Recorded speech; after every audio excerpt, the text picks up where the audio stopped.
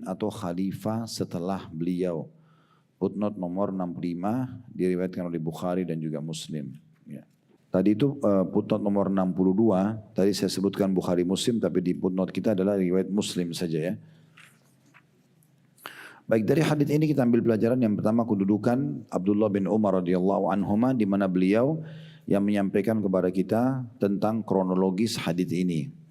Pelajaran yang kedua, bahwasanya Nabi SAW mengajarkan kepada kita tentang hukum sutra. Adanya sutra yang ditaruh untuk memisahkan antara kita dengan orang yang lula lalang, ya, dan itu berada setelah tempat sujud kita, atau berada di tempat setelah tempat sujud, atau di depan tempat sujud kita. Dan juga di sini diambil sebuah hukum kalau yang menjadi sutra adalah imam. Nah, ini hadisnya. Makanya dikatakan Nabi SAW menuju menancapkan tombak lalu beliau sholat dan semua yang lainnya sholat di belakangnya. Tidak pakai sutra. Kan bisa saja Nabi suruh semua kalian tancapkan tombak di depan kalian. Kan bisa saja begitu. Kalau memang berjamaah setiap individu harus punya sutra juga. Tapi karena ini hanya Nabi imamnya, maka Nabi cuma menancapkan satu tombak dan cukup beliau yang mewakili semua makmumnya. Pelajaran yang ketiga, bahwasanya pentingnya kita menjaga sunnah-sunnah Nabi SAW. Di sini dikatakan, dan Nabi SAW sering melakukan ini walaupun dalam kondisi safar dan diikuti oleh para sahabat atau pemimpin pengganti beliau seperti Abu Bakar, Umar, Uthman, Ali sebagai contoh bagi masyarakat.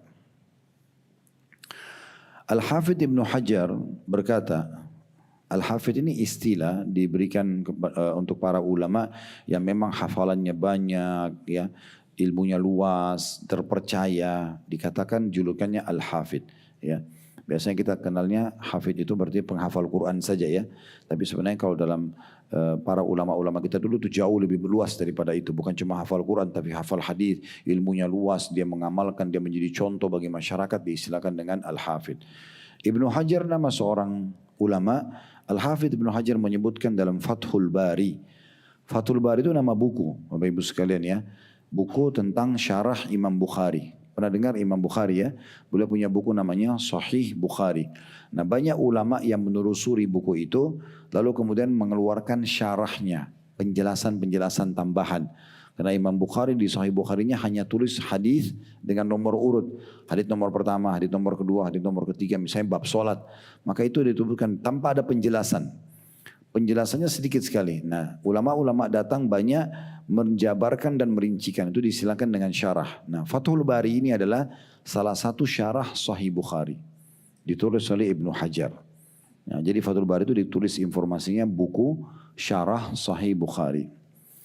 Dalam hadits Ibnu Umar radhiyallahu anhu terdapat petunjuk mengenai terus menerusnya atau konsistensi Nabi SAW